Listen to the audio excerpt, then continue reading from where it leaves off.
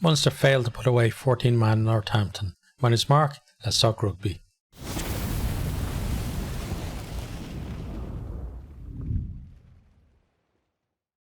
It was Northampton with most of the ball for pretty much the opening quarter of this one, and actually most of the opening half. They were spreading it backs and forwards, carrying well, good interplay between them, stretching the Munster defence. Ruck speed as well really helped them keep that Munster line on its toes. But Munster managing to hold them out, forcing a number of knock-ons, and their scrum early on at least was very good as well, and gave them the platform to be able to clear one of them a few penalties. It did kind of drop off though in the second half. Casey's kicking as well was a great out for them in terms of relieving pressure, but they couldn't get their hands really on the ball for any sustained amount of time, and it was just relieving pressure from Casey. There was no real attacking intent from any of Munster's kicks. And then Furbank and the rest of the back three as well for Northampton running that ball back, probing for space, and then the pressure back on Munster again. There were some big hits though going in from Munster, including one really good one from Gavin Coombs, but it was actually a Northampton scrum penalty that provided the catalyst for them to open the scoring. That got them on the front foot. Then Mitchell, he spots a gap between two Munster forwards, glides through it, sells first one and then two dummies, and finished brilliantly out of the tackle. It was one of those ones where he's gone into contact, he's getting wrapped up, but he's able to kind of stretch behind them and place the ball to score. Kept complete control of it as well, converted for 7-0. You then have a decent clearance kicks from Crowley, and then that puts pressure on Northampton. Lockman gets over the ball to win the penalty. Crowley nails the kick. Munster finally on the board as we're approaching half-time. Less than 10 minutes to go to the break. At this stage is 7-3. We then have a neck roll from Davison, and that gives Crowley another chance to kick to the post. This one from just inside the half. Crowley, though, doesn't catch it right, and it's short and wide. Munster then, they've offered nothing really going forward for the whole half, and suddenly in the last couple of minutes, they burst into life. Nash, who's been very quiet, he comes off his wing looking for work, picks a great line, makes ground into the 22. They're on the front foot. Nankivell carries really well too, and Munster are finding holes that they weren't finding for the whole half. Casey with a quick tap, penalty, tap and go. He gets stopped just short in the shadow of the post, but Northampton knock back 10. Ball goes forward. We come back because there was a couple of penalties advantages being played. Furbank gets a yellow card then for a tip tackle in the build-up. Munster take the penalty for knock back 10 under the post. They decide to tap and go, pounding away at the line. It's a big moment of the game. They get it out then, and Frisch with a lovely line goes over to score. Crowley makes it 10-7. Munster hit the lead for the very first time with about 2 minutes to go to the half, but there's still a lot to happen in this half. Tom Ahern, he's just stretched out on the ground, not sure what happened to him, and play has to be stopped because it's approaching where he is as he's being treated. We then see the first replay, and it shows that Curtis Langdon accidentally catches him with a knee to the head, and that puts him on the ground. But then we see another angle where we see that there's actually a second knee after Ahern is stretched out on the ground, and this one doesn't look as anywhere near as accidental as the first. Looks like Landon is maybe looking down and he's aware of where he is, and the referee says it's at least reckless from him, so it's a red card. Penalty to Munster. Coombs has to then move into that Munster second row as Ahern goes off, and that really depowered their scrum, I felt, as well in the second half. Munster then they break again.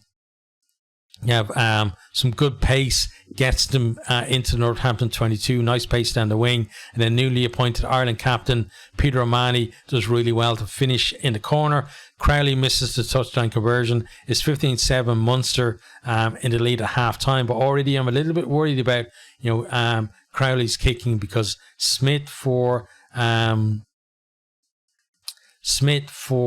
Northampton, he's got to big boot, and he's been very accurate. And Crowley is leaving points out there, albeit difficult kicks. Well, we've seen him get these difficult kicks in the past, and they've been the difference in tight games. And this is shaping up to be a tight game. It felt like, but then you're thinking, okay, well, Munster now, they're against 14 men in the second half. They have a real chance to stretch away. But to start in the second half, the first 8 minutes or so, Northampton are down to 13 players, but they actually win that period. They win a penalty 2 minutes into the half. Smith puts it over and keeping Northampton in touch at 15-10. Munster then, they get a bit of momentum again. They're pounding away to the Northampton line. Gavin Coombs has a couple of goals. He's stopped just short. Byrne goes as well. A few others have a try. Then it's third time lucky for Coombs as he gets over to score. Great low body position and good power for him to make sure that he got over that time. Crowley again misses the conversion, but it's 20 points to 10. And you think, okay, Munster, you've got to now start turning the screw, but they don't. Smith puts over another penalty for Northampton. It's 20 points to 13, and they're just hanging on in there. He then drops a goal about a few minutes later from almost halfway, and that makes it 20 points to 16. And I'm really thinking Munster need a score because all the momentum was with Northampton at this stage. Craig Casey then, he wins a penalty. Basically got over the ball. Northampton were trying to run it from the back of a retreating scrum around their own 22, but Casey gets in there, wins the penalty for them not releasing. Crowley then slots the kick, and he takes every second on the shot clock as well. It's 23 points to 16. Northampton, though, they won't go away. They win a scrum penalty just inside their own half. Smith splits the posts to make it 23-19, and had plenty of distance on the kick as well, to spare. And already I'm thinking, if they can get themselves ahead, then Munster are in real trouble, because we've seen Munster before kind of just not perform in second halves for whatever reason, and it seems like it's happening to them again. Northampton then, they win a penalty. Hodnick got isolated in his own 22. Courtney Laws, who had an outstanding game for Northampton, probably the best player on the pitch, he was the one that got over the ball and won that penalty. They decide to go to the corner. They go to the maul. It's going forward. Munster not really defending all that well. They're kind of all on the sides, and Northampton take advantage of that. Graham bursts out the front where there's just no Munster defenders. He just goes over to score. It's converted, and they lead 26-13. And then it was who was it? Was it Frisch? It was one of the Munster backs. I think it was maybe Anton Frisch. As he was going over to score, slid in, like trying to go under him with his studs first. And it's like, that's such a stupid thing to do. Like, there's no way he was going to get in under him to prevent them grounding. And why are you leading with your studs when the guy's head is right there as well? It could have, the fair play to the Northampton players. They didn't make anything of it. Didn't kind of, could have been a big melee or whatever, but you saw there was a little spark where there might have been a reaction, and then Graham just went back and celebrated, and fair play to him and to Northampton as well to not rising to that. But then Northampton, then they've got a maul inside, just inside their own half. Byrne comes in at the side, and it's a penalty. Smith decides to go for the post. It's almost 60 meters, not 80 meters, 60 meters on the angle. It drops just short, but it's eaten up a minute of the clock. Only a couple of minutes to go. Munster now have to run out from their own 22, but then Crowley goes for an ill-judged chip over in his own 22. Northampton get their hands back on the ball. They recycle it a few times, run the clock down, get it off the pitch. Famous win for them, 26 points to 23. Absolutely deserved for them as well. They're a better team on the night. Munster had their chances. They couldn't then in that second half, produce the level of performance that they needed to, basically stretch away and kill the game off. They couldn't, Northampton just wouldn't go away, and Munster didn't have the tools in that second half to make them go away. Great win for Northampton. It's going to be a famous win for them as well. But Munster, you got to be very worried about Munster going into the knockout stages on the back of this as well. They've got through. They're going to be away, and this got to be a big dent to their confidence as well. That the fact that even when you've got a lead, it's not safe, and that's a bad place to be in as a team. So they've got a lot to work on for the knockout stages.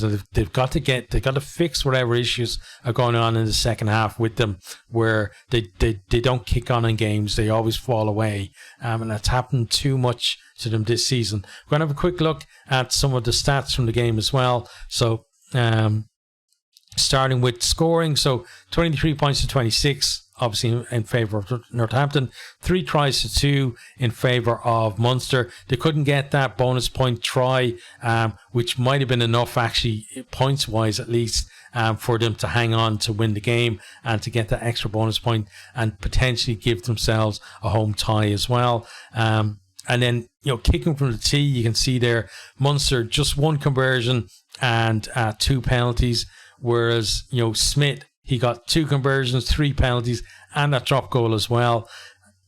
And his boot really did keep Northampton in it when it was so crucial for them to stay in touch.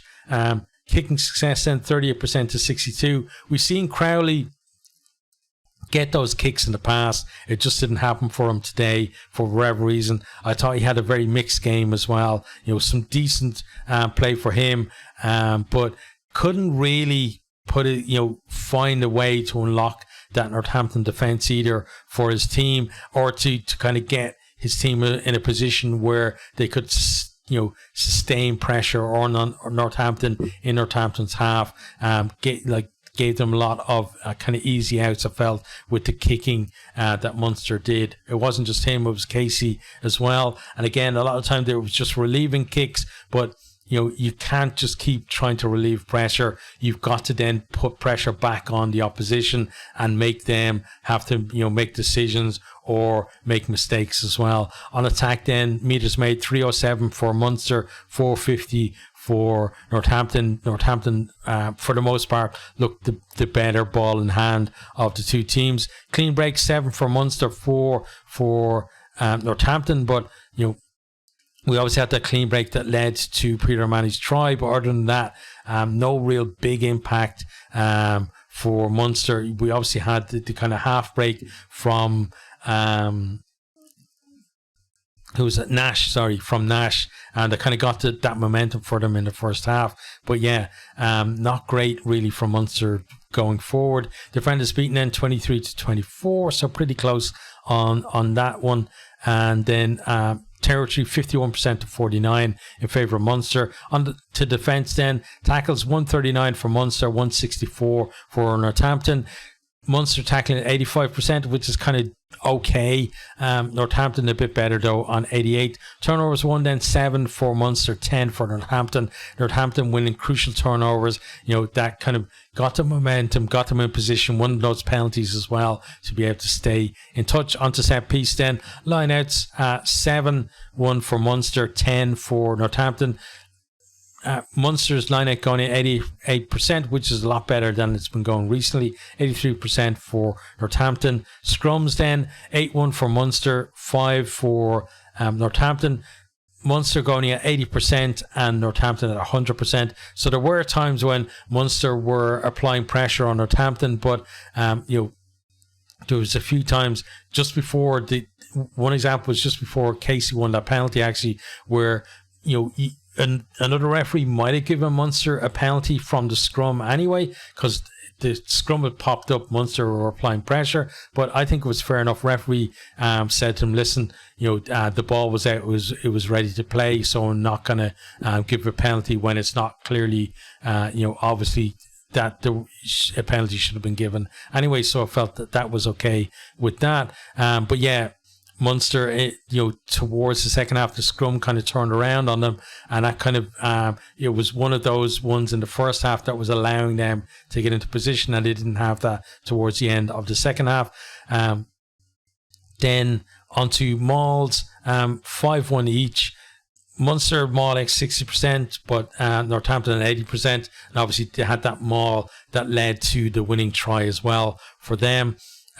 Discipline then, 10 penalties conceded by Munster, 9 by Northampton. So, even though Munster had the extra player, Northampton were able to just keep applying that pressure and force them into those penalties that would then allow them to either kick for the post or get in position to maybe force another penalty. Then obviously with that 1 yellow card and 1 red card for Northampton, that's going to make this win for them feel all the sweeter, and the loss for Munster feel so much more bitter as well for them.